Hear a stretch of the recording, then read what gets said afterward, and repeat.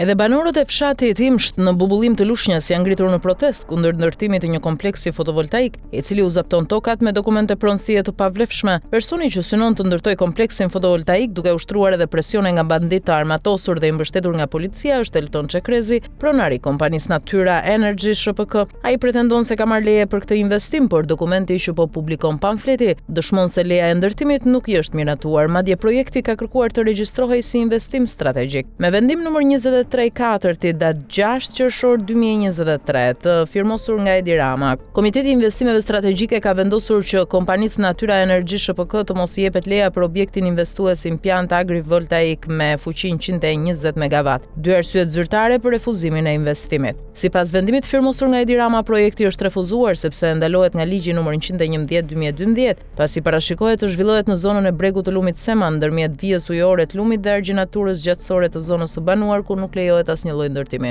Projekti u refuzua gjithashtu për faktin se investimi mbi vendoset me projektin e gasjellësit Trans-Adriatic Pipeline TAP, në gjurmën e të cilit janë të ndaluara ndërtimet e të gjitha llojeve nga secila anë e aksit qendror të tubacionit që përfshin zonën e sigurisë. Mashtrimi me pronësinë e tokës dhe denoncimi i deputetit Erion Braça. Tokat ku Elton Çekrezi synon të ndërtojë impjantin fotovoltaik janë pasuri e shtetit dhe e banorëve. Fakti denoncuar edhe nga deputeti Erion Braça, i cili deklaroi: "Po grabitet toka publike për panele diellore në Himsht të Lushnjës nga një person që mbështetet nga policia dhe nga një deputet i zonës i lidhur me këtë investim." Pronari i kompanisë pretendon se ka dokumente për blerjen e tokave, por edhe me vendim gjykate të formës së prerë është vërtetuar se tokat janë në pronësi të shtetit dhe të banorëve të fshatit, si edhe se toka në zonën e gasjellësit TAP nuk mund të tjetërsohet. Në protestën përballë banorëve, Elton Çekrezi nuk u paraqit me dokumentet e kompanisë Natyra Energy ShPK, së cilës i është refuzuar leja e investimit, por me kompaninë Sanex Power ShPK të krijuar prej tij më 20 shkurt 2025 me kapital 1 milion lekë dhe pas një punonjës, ku do t'i gjejë 109 milion euro për investimin fotovoltaik. Duke qenë se Elton Çekrezi kumgull të realizojë investimin e kompleksit fotovoltaik edhe me forcë, lind dyshimi se fondet janë siguruar tashmë. Ky fakt përbën indicie serioze për antikrimin ekonomik, SPAK-un dhe BKH-n që të hetojnë burimin e 109 milion eurove të nevojshme për këtë investim, pasi kompania Natyra Energy ka vetëm 100 lekë kapital dhe nuk kryen aktivitet ekonomik real. Për më tepër, kjo kompani ka ndryshuar emrin 3 herë, ka pezulluar aktivitetin vetëm një muaj pas krijimit dhe e ka rihapur në korrik 2022, pikërisht kur kërkoi lejen për kompleksin fotovoltaik, ndërkohë që nuk ka asnjë punonjës dhe nuk ka depozituar bilance tatimore për vitet 2022-2025.